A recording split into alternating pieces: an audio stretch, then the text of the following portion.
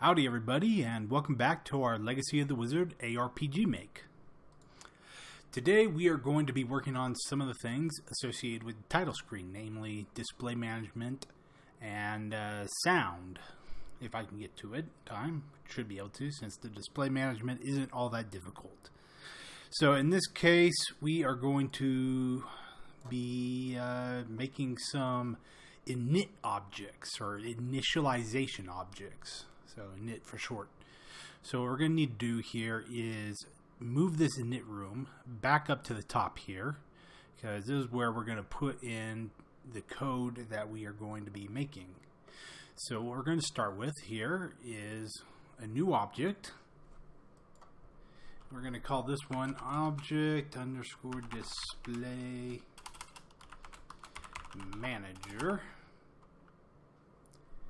And again, how you name this is up to you. I'm just using underscore between each of the words here, but some people prefer to use stuff like that.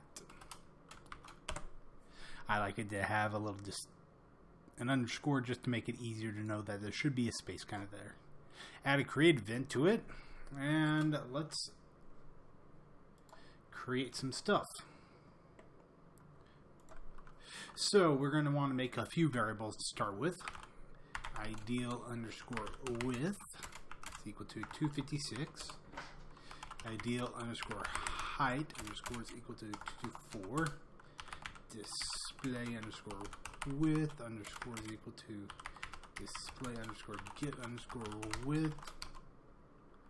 And display underscore height underscore is equal to display underscore get underscore height. Now these are some built-in functions with the with GameMaker that automatically get the height and the width of your monitor. So whatever monitor you currently have set as your main monitor, it will get those heights and widths. You can use those to make some calculations. In this case, we are going to calculate how much zoom we can have. So floor display height divided by ideal underscore height.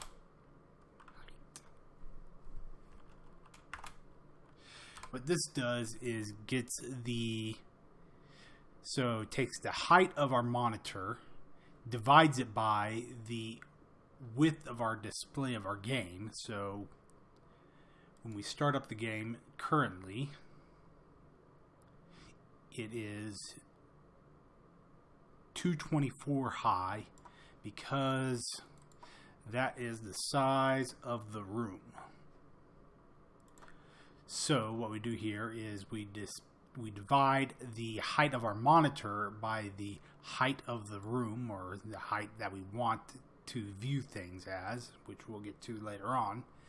And that gets us the maximum size that we can fit into the onto our monitor. So we also floor it, which takes whatever value we get. So if we get 2.246, it'll give us 2 back, because we want the smallest amount possible in whole numbers here. Next,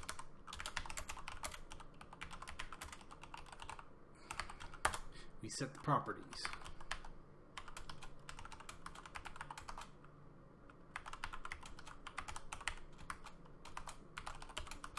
So we know that we can have our ID, our width that we want, then we times it by how many times we can zoom, and we do the same thing with the height.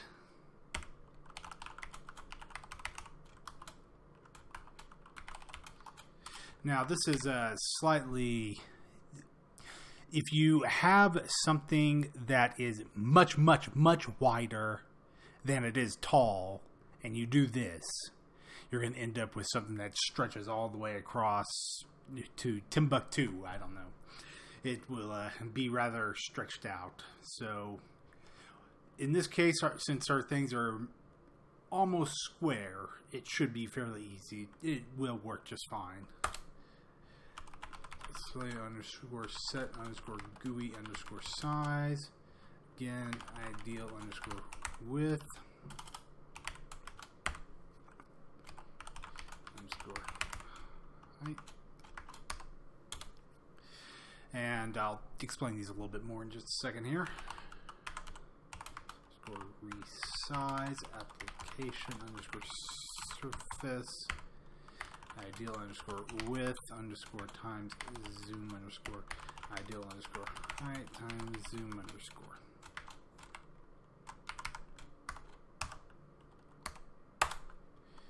And there we go. So what we have here, we have window underscore set underscore size. Window is referring to the window size, or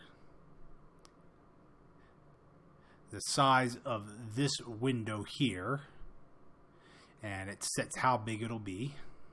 I can't drag it out because I don't have that enabled. But what is GUI size? So there are two different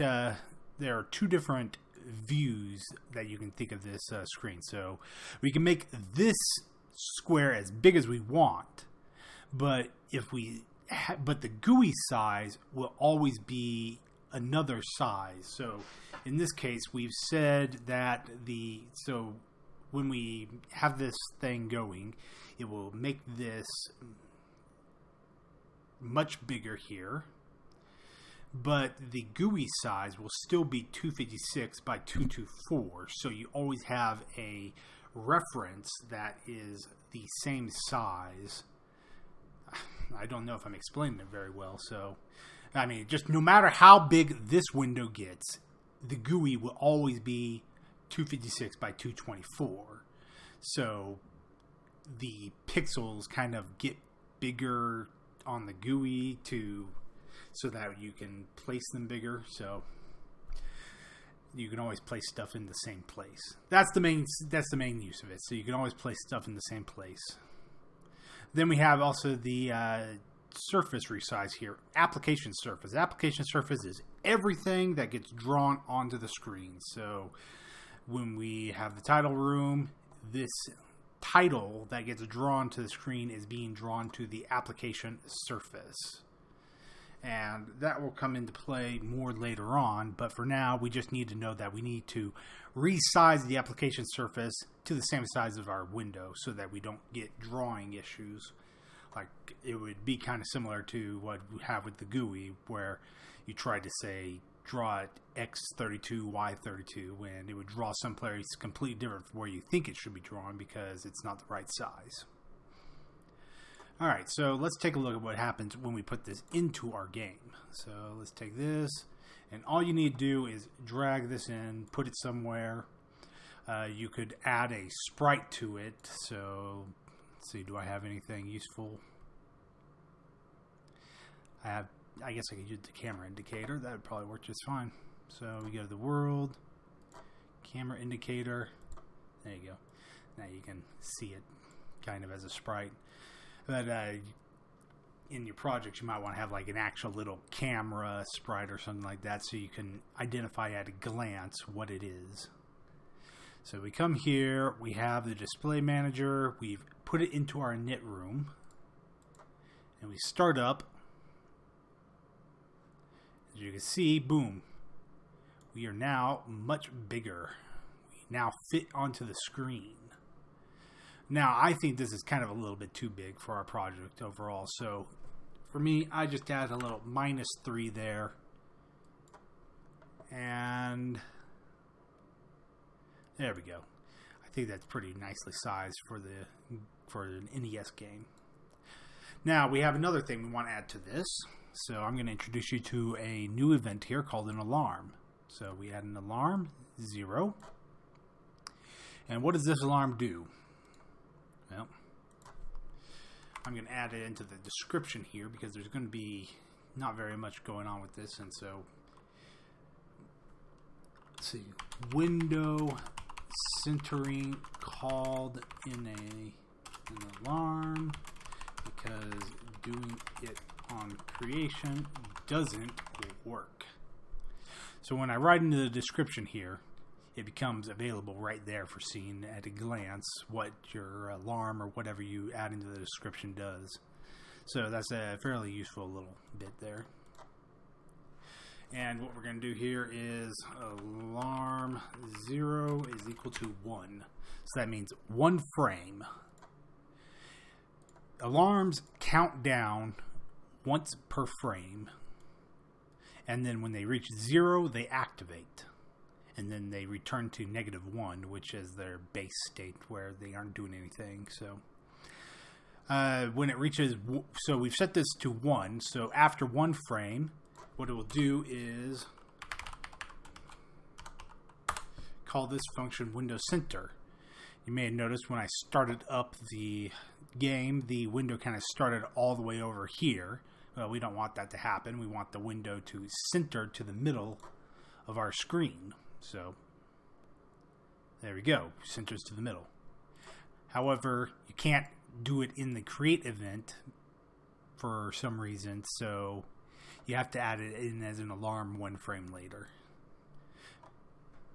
Probably has to do with timing of how the game sets things up and stuff. So anyways, next up, we need to do something else with this. So we have this great little room, but there are some things we need to set up involved in the properties of a room that can be set up through our display manager.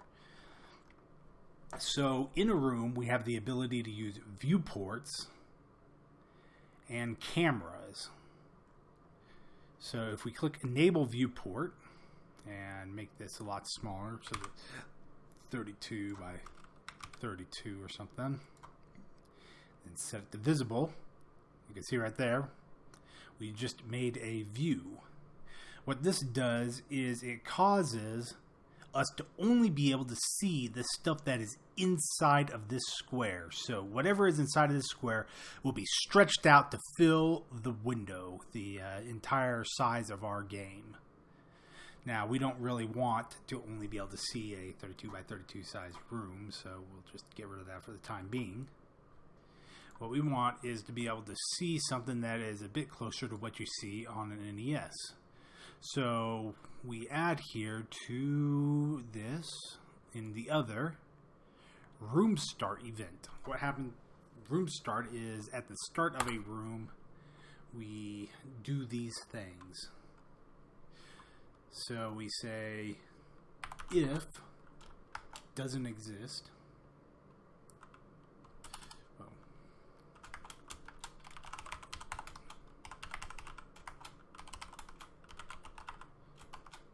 And I'll get to object camera in a little bit too.